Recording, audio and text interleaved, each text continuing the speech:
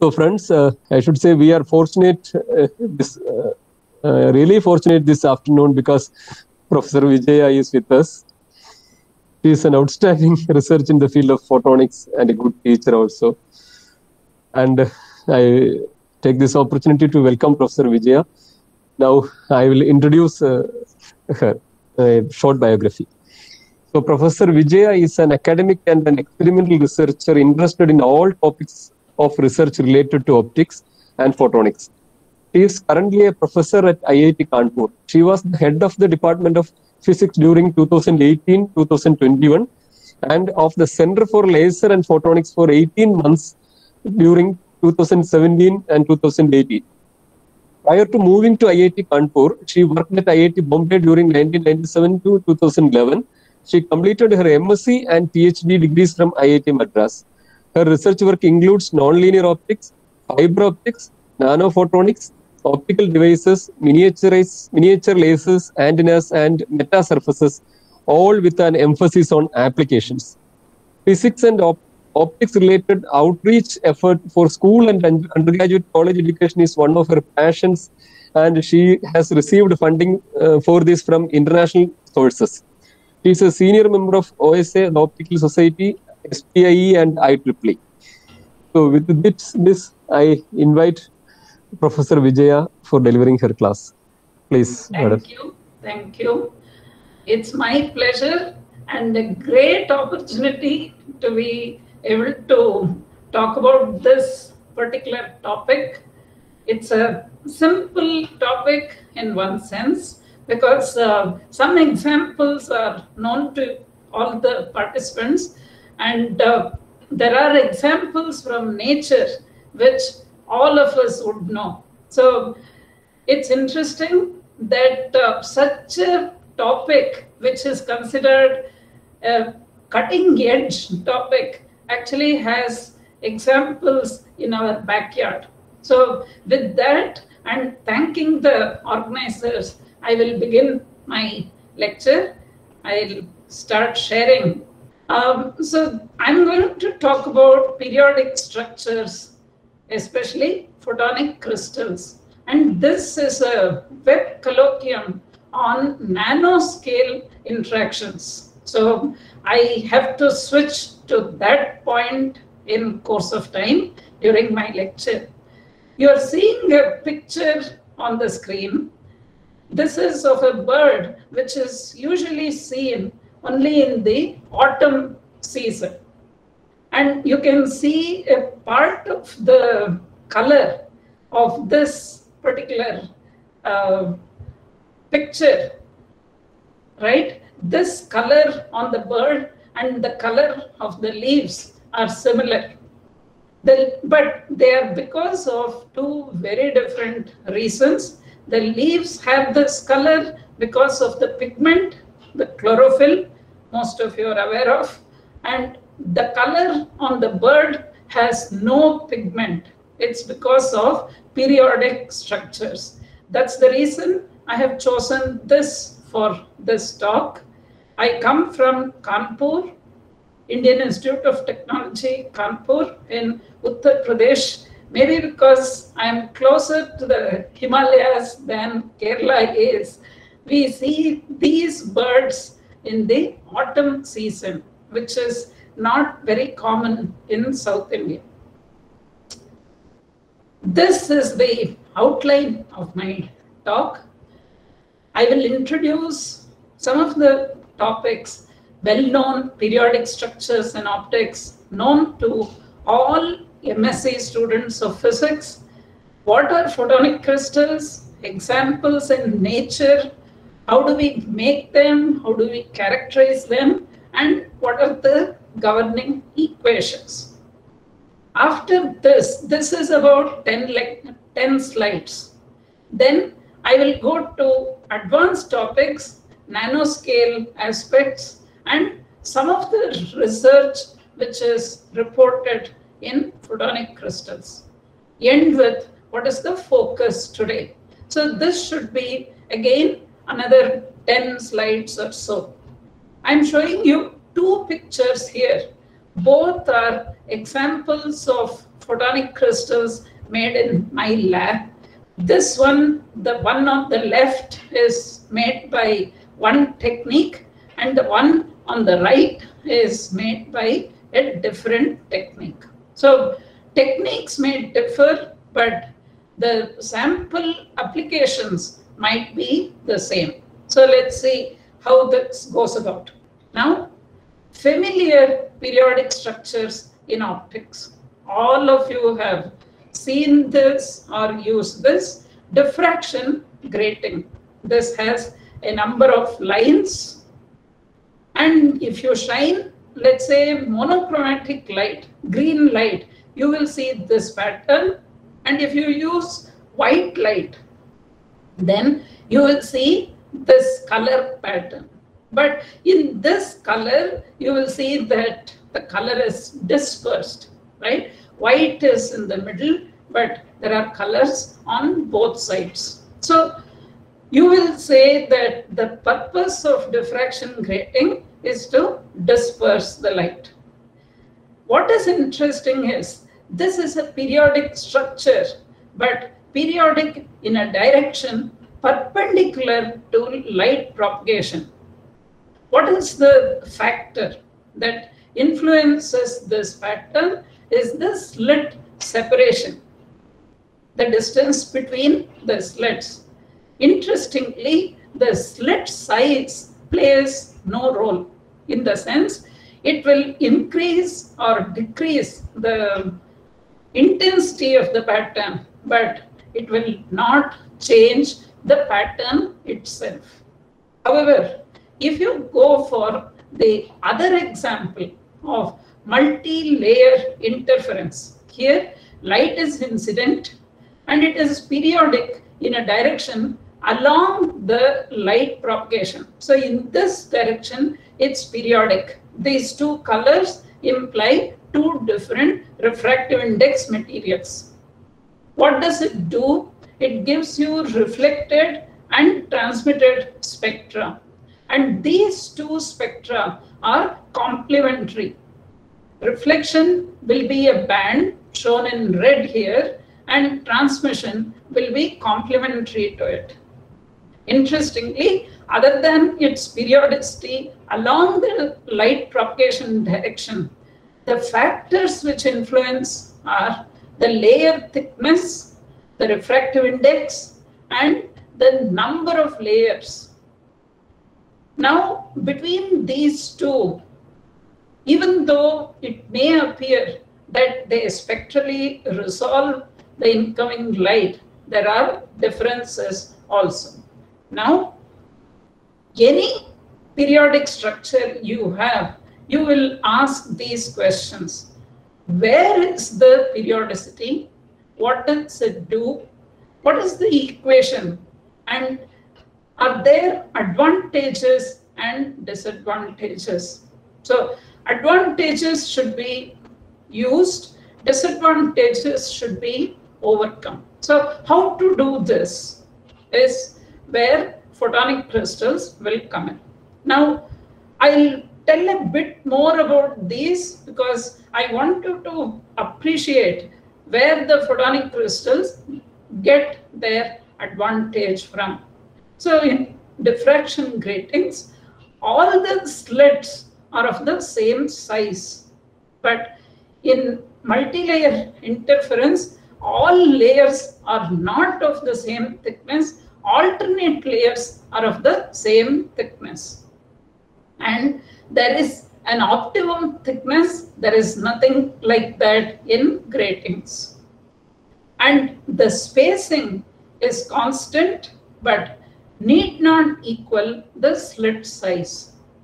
It could be, but it need not be. This is gone by one equation, this by another equation, which I'll tell in the next slide. And here, the wavelength conditions are also different, which I'll also highlight in the next slide. So both show spectral decomposition as a function of angle. Now, gratings. They have this equation, well known to all of you. D is the separation between the slits, and theta is the angle at which you are studying it. And wavelength is lambda. N is the order. It could be 0 also, right? Now, because of this condition and sine theta can be maximum 1, what happens is the wavelength has to be lesser or just equal to D in order to see the diffraction grating dispersion. Light of different wavelengths spread in space over a wide angle, like I showed in the previous slides. In the case of multilayers, on the other hand, the governing equation is Bragg's law, and the path difference between these two is this plus this. So it's 2D cos theta is related to the wavelength. Now, very interestingly, with change in angle, the spectrum will change.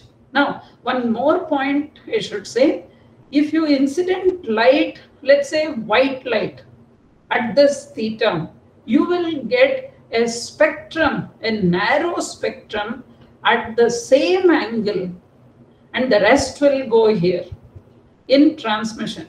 So what will you see at wrong angles in reflection is nothing.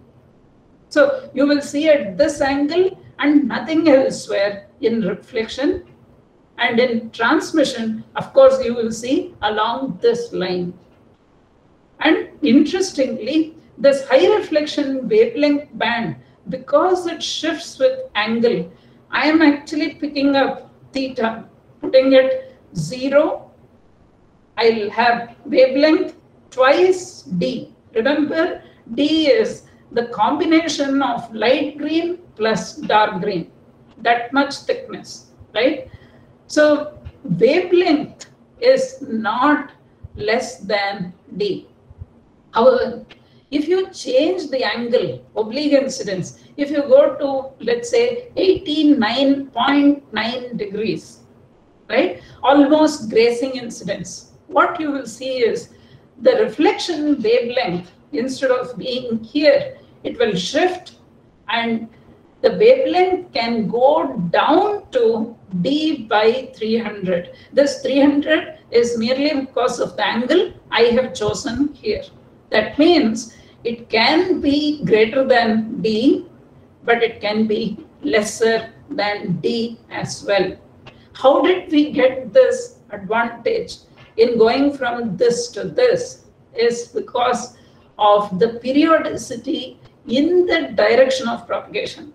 Now, is that enough? That's one question. Second is the wavelength selection is confined to a narrow angular range. Like I said, you won't see anything here and here. So this had some advantage, this had some other advantage, but they have some disadvantage as well. Therefore, we say that both show spectral decomposition as a function of angle, but with distinct differences. Can we put them together? Answer is yes, and that is photonic crystals. These are periodic structures in two or in all three orthogonal directions. 2D is like this, periodic in two directions, let's say X and Y, or periodic in three directions. You will think that this looks like a slit. Answer is yes, but interestingly, it has changing direction of slits. This is one example. This is another example, which is like the laddus in the sweet shop, right? So colloids arranged. So this is also having periodicity in three directions, X, Y, Z. And you can also have what is known as an inverse crystal. That is, all the spheres are filled with air and the background has some dielectric. So this is a very, very light structure, brittle structure, but such structures can be made. And because of these kind of variations, whether you have a square lattice or a hexagonal lattice or structures like this, how are the unit cells, this gives a multitude of variations. Different materials can be used, different stacking, different sizes. So it's a mind-boggling variation which this brings up. What does this periodicity do? Because I said it's a periodic structure. That's the key point. What does the periodicity do? So to basically stick to this colloidal picture, I'm showing here the same picture which we had before, except that now it can give this kind of effect not in just one direction, but in all three directions. And in each direction, it may satisfy a different periodicity. And it will show a high reflection and a complementary transmission. So to that extent, in that direction, it's similar to the multi-layer case I showed before. Now, this high reflection portion is called stop band. I'm showing an experimental result which will have 70% reflection, not 100%. But this is good enough for applications. Second is, at what wavelength are you seeing it? I'm showing at 600. This is directly proportional to the colloidal size. Make it smaller, this will reduce. Stop band width, this width, and that is decided by what is the refractive index of the colloid with reference to the background. Background is air. Larger the contrast, more will be this width. Stop band strength, which is this height, that is decided by how many layers you have, right? So in our samples, we will have 20 to 30 layers, and that gives us about 70% reflection. What happens outside the stop band? You will be surprised that these peaks which we see are useful peaks. In fact, by finding the wavelength separation between them, small peaks, but it is still useful to find the total thickness of the sample. So everything in this picture is actually useful for a experimentalist. Now, this wavelength I have also shown here in normalized frequency, which is actually, if you take this, this is A by lambda, where A is the lattice constant of the structure, which we have used in our sample, right? So if I put that, this wavelength will correspond to this value of normalized frequency. This is important because I will relate this to the band structure. These oscillations are called Fabry-Perot oscillations. Some of the physics students who have studied optics will know about Fabry-Perot interferometer, and the idea is very similar as this. Now, natural periodic nanostructures, optical range, right, which means visible range. The most common example is the peacock feather, and all these colors, like I said in the beginning, are not because of any pigment, but because of this kind of periodicity. And if the periodicity changes, this color changes. So you can understand how nature has made the arrangement of proteins in the wings of these birds to be so nicely periodic. But this is just one example. The other, I'm picking up another bird called the magpie.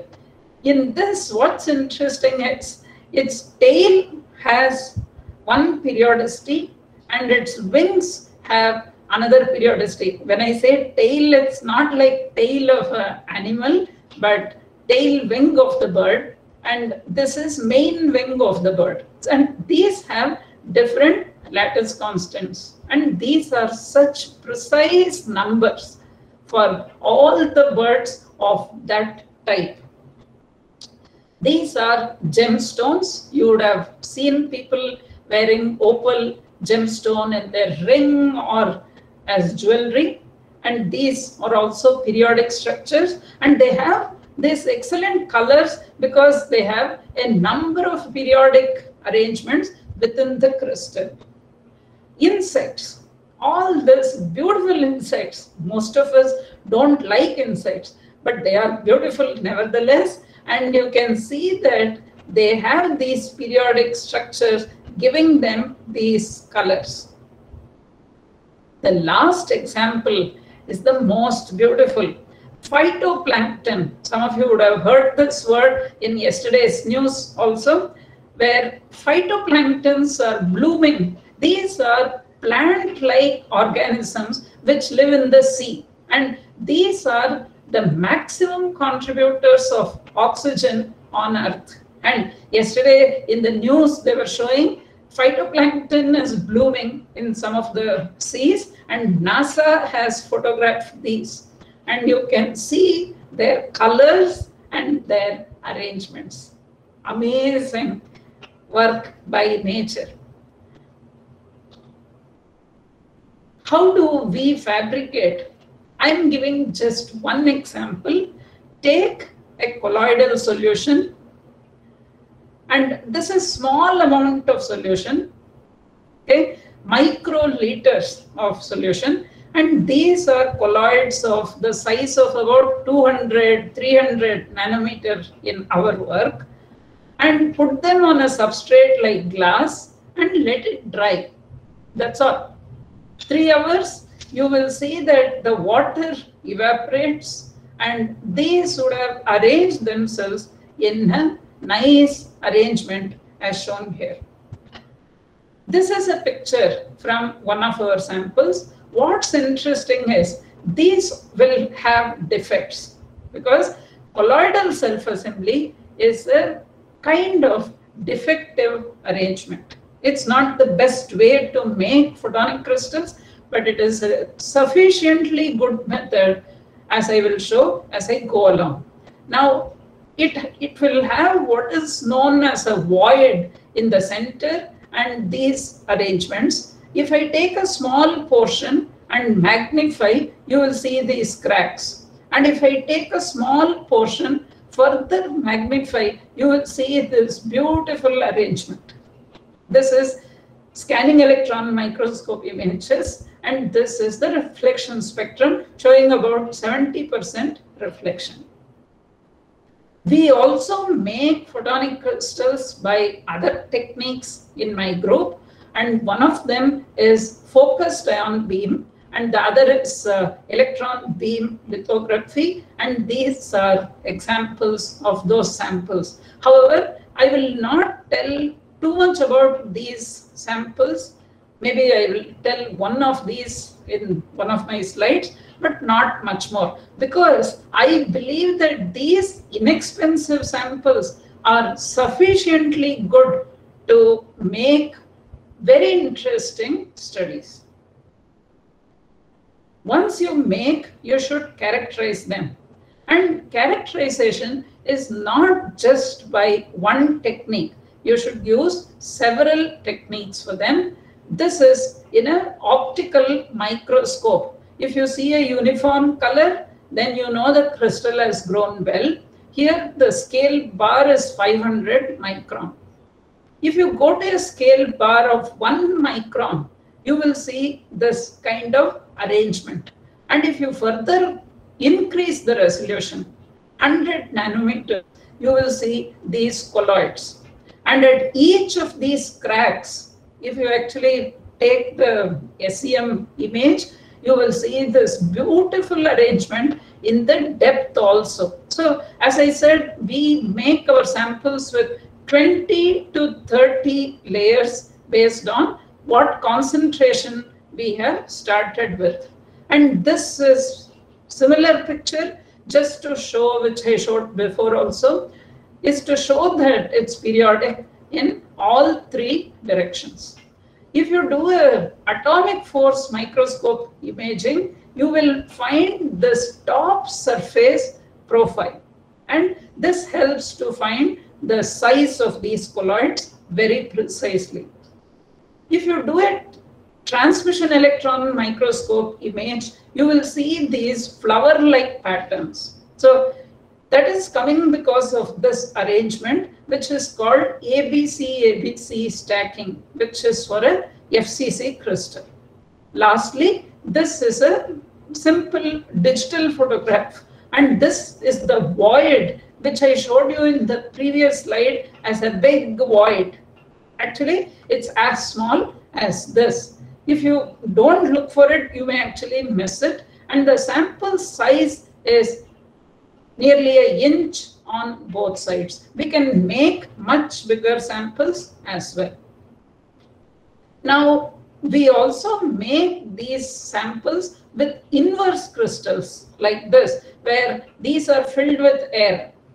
And this is a heterostructure in the sense there are two different periodicities. So all that one can do with expensive techniques, you can also do with this inexpensive colloidal method.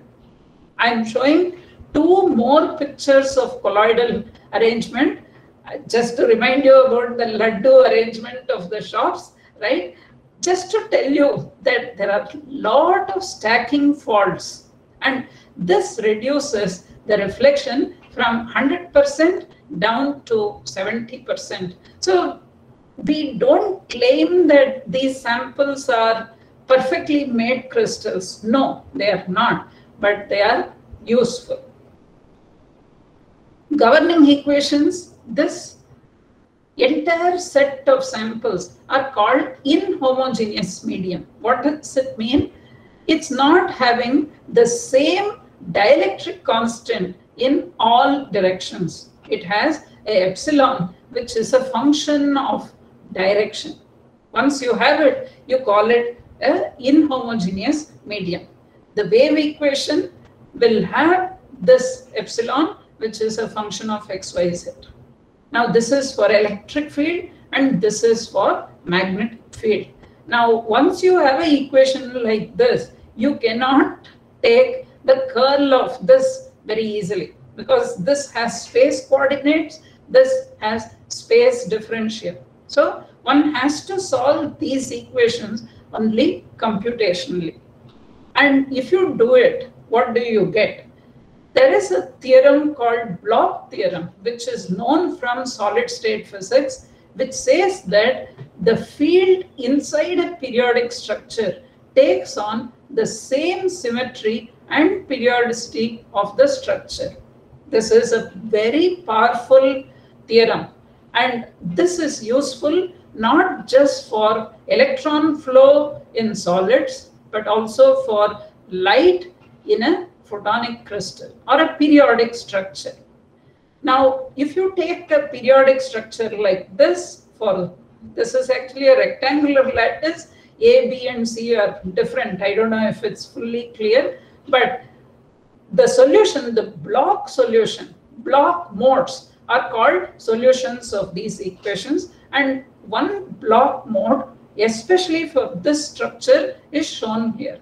This is shown analytically, but you can't do much with this. You have to obviously solve it and plot it as a function of frequency. Now, in a periodic structure, when you actually calculate the solutions, you will find some omegas which don't exist, and that gives what are known as forbidden frequencies. Much more can be said, but I will put it through the band structure.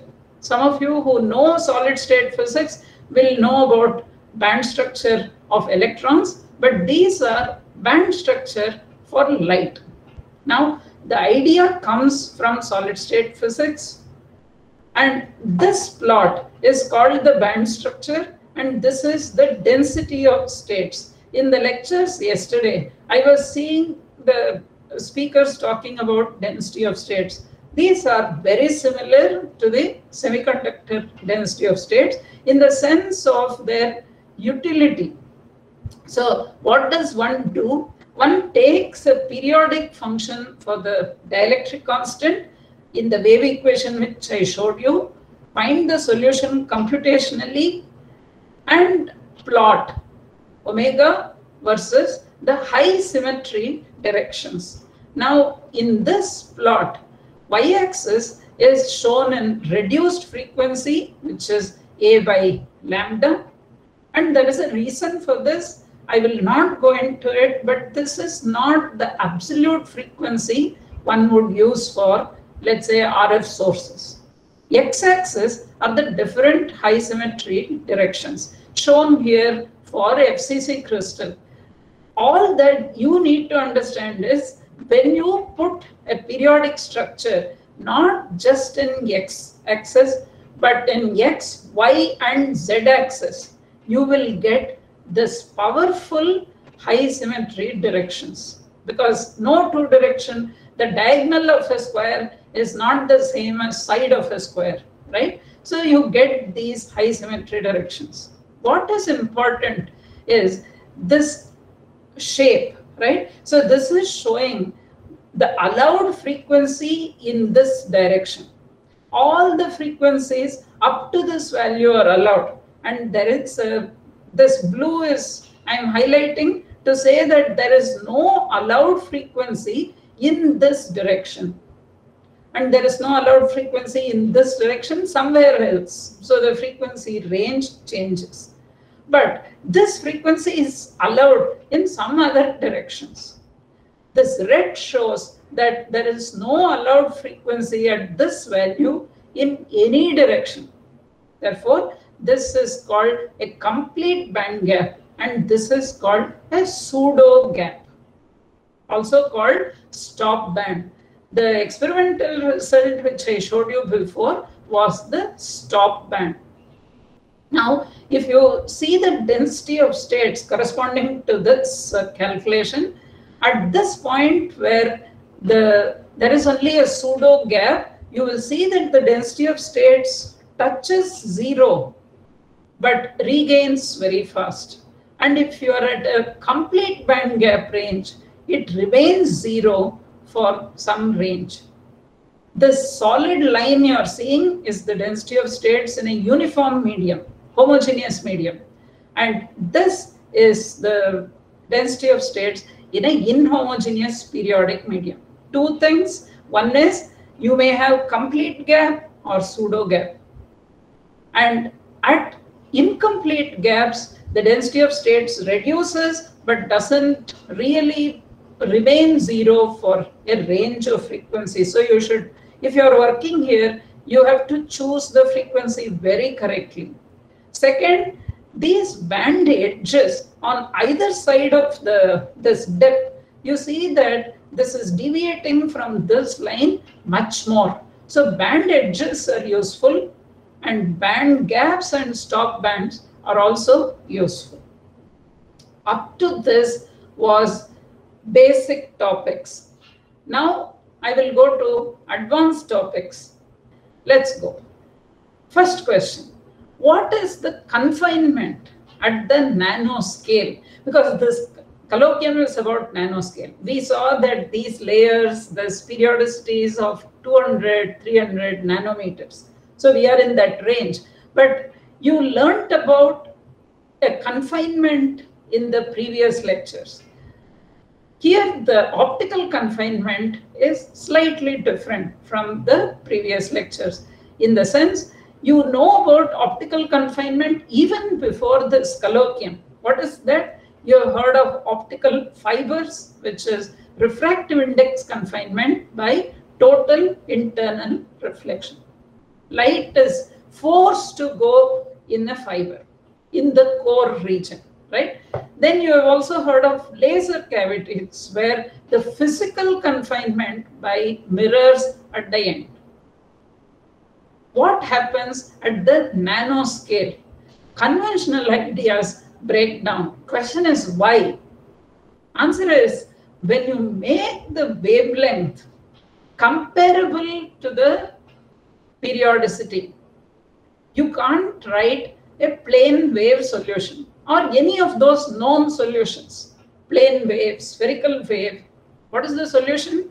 Block modes. So that's the first change that happens at the nanoscale. And it happens because the only scale for light, which is its wavelength, is becoming comparable to the periodicity in the material or the sample. Appropriate modal solutions should be known. How does light confinement occur? Especially in photonic crystals, one is refractive index confinement. I will show some example of this.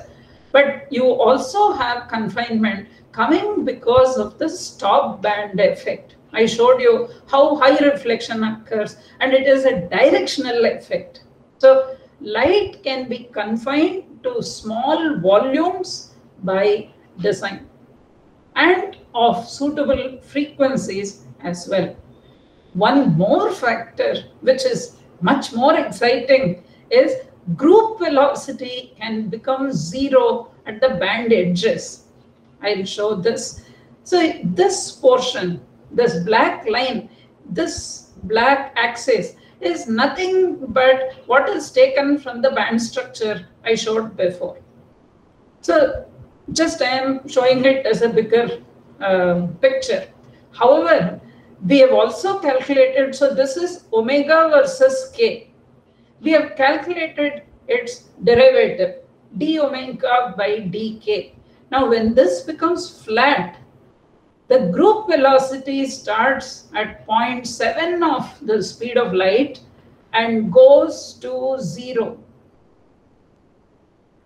These two arrows show the band edges, and at the band edges, the group velocity falls. You can see how rapidly it falls from 0.5 to 0 in a very, very narrow frequency range. What does it mean to have group velocity 0? Is you are stopping the light. Of course, we are not stopping it for a long time. It will diffuse, of course. But if you can force, suppose somebody is running, and if you can stop them, you can interact, you can talk to them, right? So the interaction, light matter interaction, can be increased by this group velocity modification, which happens at the band edges. Bloch theorem, which I mentioned before, irrespective of incident light, whether you have plane wave, spherical wave, Gaussian, only Bloch modes inside the crystal. This is a powerful idea. Whatever you may have outside, inside is Bloch modes. Powerful. And this is what actually helps in designing a variety of applications across size of the photonic crystal. Now, light matter interaction at the nanoscale, I was thinking that this is so vast for research, right? Somebody may do time domain, somebody may do spectral domain, somebody may do spatial domain. Somebody may study a fundamental effect. For example, you have some of the process improvement examples in the seminars in this colloquium. Somebody is talking about Raman scattering. Somebody is talking about fluorescence, right? So these are process improvement due to nanoscale. You can have different interaction region. Is the confinement happening in bulk or at a surface or at an interface? Are you using a dielectric or a metal? For example, plasmonic, you have talks on this as well, or a combination. And you can build functionalities such as tunability. Or are you working for a specific application, let's say in biosciences? So the subject is so vast, nobody can cover it in 1 hour. So I have picked some very, very specific examples to tell you. Now, I went back to a very old result. Old means 20 years old. This is a PhD thesis from MIT. S.G. Johnson, Stephen Johnson is a very big name in photonic crystals. This is his thesis work. So what he and the people from that time said was, we should study processes that are unique to the nanophotonic domain. Don't go and study processes which are available in the macro world, but look at micro and nano world. So one example I'm showing to convince you. This is called a photonic crystal waveguide. Now, this portion, there is no patterning done, and light is launched here, and it will stick to this path where there is no hole if this wavelength is reflected from all around. It will go along this. What is the size of this? Can be as small as the wavelength itself. Now, he studied 4 different designs. So in this are the waveguides, and there is nothing else, so he called it empty. And this has these small structures. These are actually, these dots are dielectric rods placed in air. So this is just 1 unit placed here, so he called it 1 by 1. This has 3 units placed, so 3 by 3, and this has 5 units placed, so 5 by 5. Now if you launch light here and look for it here, that is called throughput. And if you launch light here, and if you detect something here, that's called crosstalk. So throughput and crosstalk. What happens with empty? There is nothing here. So 20% light will go through. The rest will actually scatter. So crosstalk, this is shown in log units, but for empty case for this, the crosstalk is not high, but it actually goes everywhere else a little bit. If you go from empty to 1 by 1 structure, so you will see there is a series of peaks. If you go to 3 by 3, it shows this peak. And if you have 5 by 5, it has a very nice frequency selection. And at that frequency, the crosstalk falls to such a small value that it will only go along this and not along this. Amazing, right?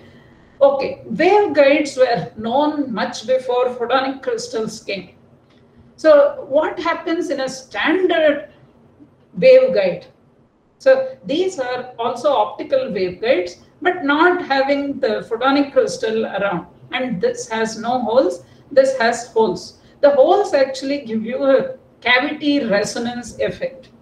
And if you have no holes, you have 80% of the light launched here coming in straight line.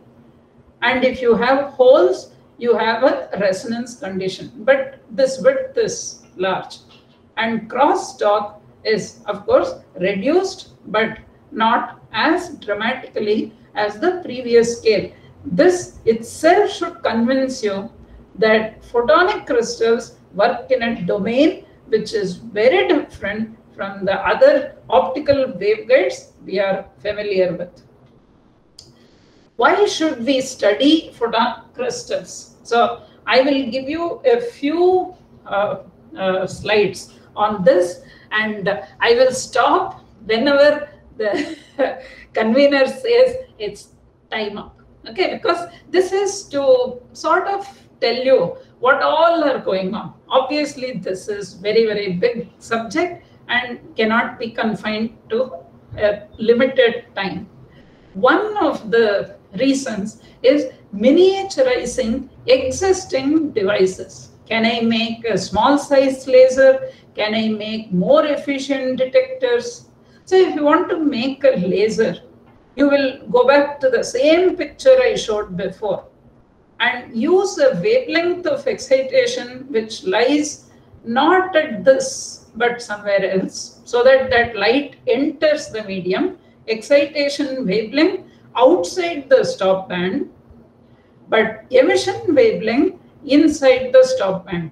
So once you confine the light, emitted light is in the stop band, and the stop band is present only in some directions, the light will escape from other directions. So one will see this band gap effect on emitted light. I will elaborate. So we take a photonic crystal. It has all these characteristics. Its reflection band changes with angle. No problem. Now you take a emitter. It has a emission spectrum. In our case, this is just a dye molecule. But put this inside this. What happens is, when it emits, the spectrum which comes out gets modified and gets modified differently in different directions, as shown here. And what we did was to show lacing with the sample. And what is interesting is, of course, it shows the signatures, the 3 signatures of lacing. It will show a threshold effect, directional emission, and spectral narrowing. Now, it will show this directional emission only at this angle, as lasers should have directionality. We did this work, experimental work, in 2010, but showed the theory in 3 years later, in 2013, because the student who joined later was more interested in theory. Photonic crystals for more efficient detectors.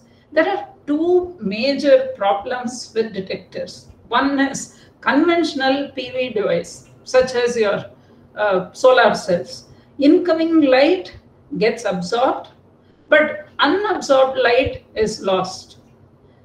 Also, we have light emitting diodes. It's always from a high index medium, and it doesn't escape outside. Because of total internal reflection, it gets confined. The light that comes out is not 100% of what is emitted.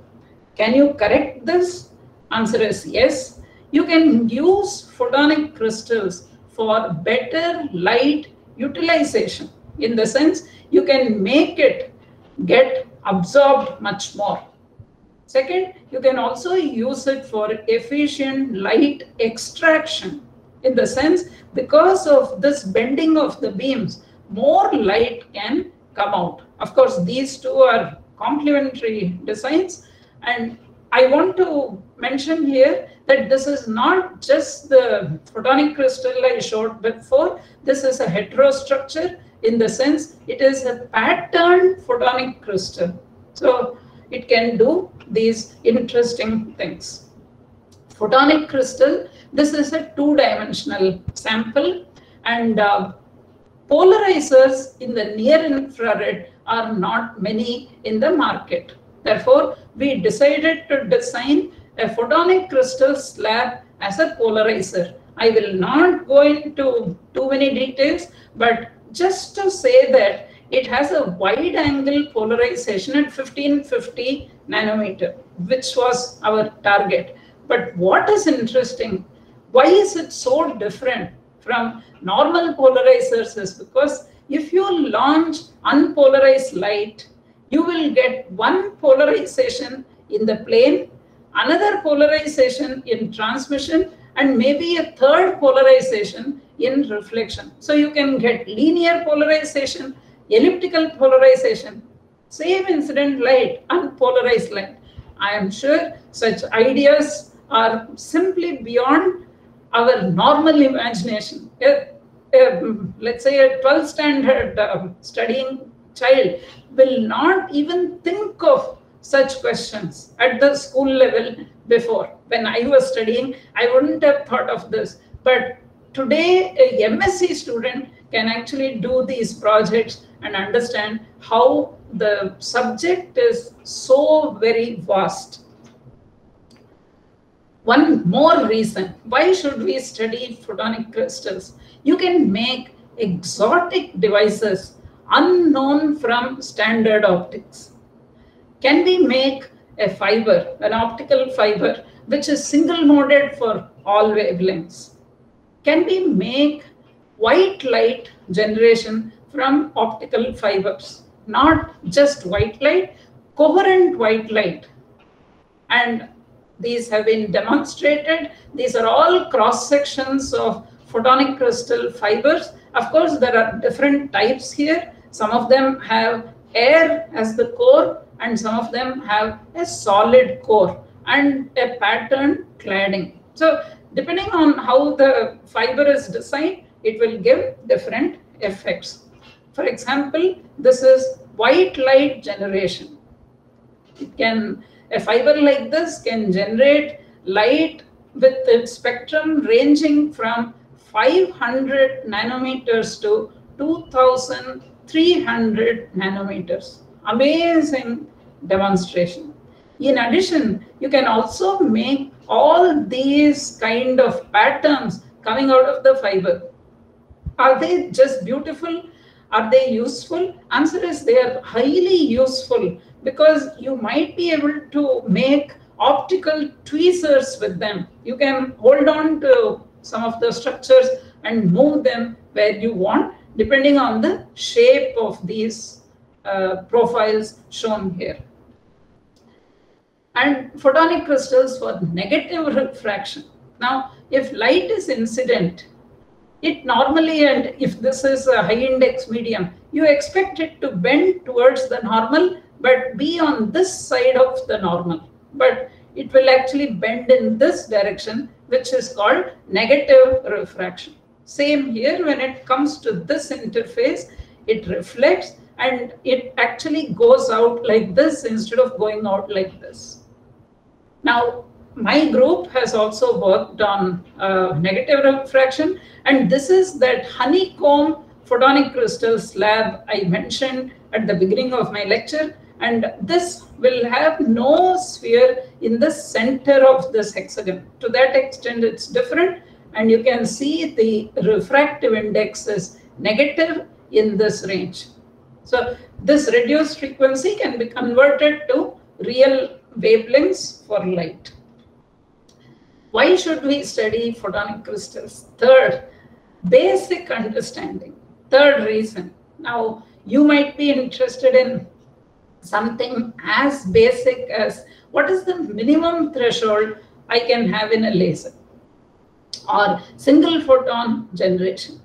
Now, this is a wide open field. I am not stepping in there. This is for the future generations to take it forward. What is the current focus? Always research goes on two legs, right? One is to make applications or build functionalities, and the other is futuristic. Can I think of something that will be useful, maybe not today, but in the future? Functionalities should be useful tomorrow, right? So in this, there are a variety of developments which are happening, and there are some futuristic designs. I'm sure all of you have heard the word microscope. Why? Because you can see micron-sized objects. And when did we hear this word microscope? I'm sure it's there for 50 years at least. What about nanoscopes? You don't see them in the market yet, but they will come, right? So this is one of the application-oriented futuristic design, in my opinion. And such topics are very, very big conceptually as well as commercially out there for all the youngsters to pursue. So with that, I come to the end of my talk. I will do a bit of advertisement for my group. This is the summary of my group's research on photonic crystals. 10 years ago, I moved from Bombay to Kanpur. So we did these at IIT Bombay and these in Kanpur. So the subject has taken off in a much bigger, better way after I moved to Kanpur, except for that extra stress that we will feel at middle age. But research areas of my group, you saw in the introduction, he read out a large number of topics, And it's true that we work on these. These were the topics I was doing for several years. And these are the topics we have initiated in the last 6 years, because the students today are so much motivated. They want to try anything with the equipment available. These are labs with huge equipment, and therefore any kind of research can be tried out. Only thing is motivation. And because of lockdowns, of course, the work is going slow, but I hope next time I meet you, I'll have more results to show. And work of this type cannot happen without a big team, dedicated members, huge amount of funding coming from different sources, using several facilities, and excellent collaborators. I'll take 1 minute to talk about my collaborators, because if you say photonic crystal book, the best one is by Sakoda. And several years ago, when I was starting photonic crystals, I got a chance to spend 2 summers with him. And that has modified my way of looking at the subject. This was 15 years ago, right? Nearly 15 years ago, that I could spend 2 consecutive summers in his lab, and I learned a lot. One more collaborator is Premaratna in Australia. Now, what is interesting about this list of collaborators, I realized just today, is they are all engineers except BRC scientists. And why are engineers so interested? All of them, in fact, except Dr. Sinha and Dr. Ray.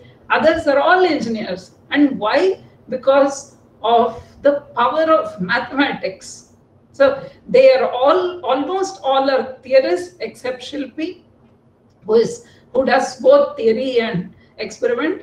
But why that power of mathematics influences it is because if you can calculate the band structure for a design, you can actually build it in the lab today. So I have learned a lot of my conceptual understanding from my collaborators, and we celebrated last year, cut down by lockdown, 60 years for the institute.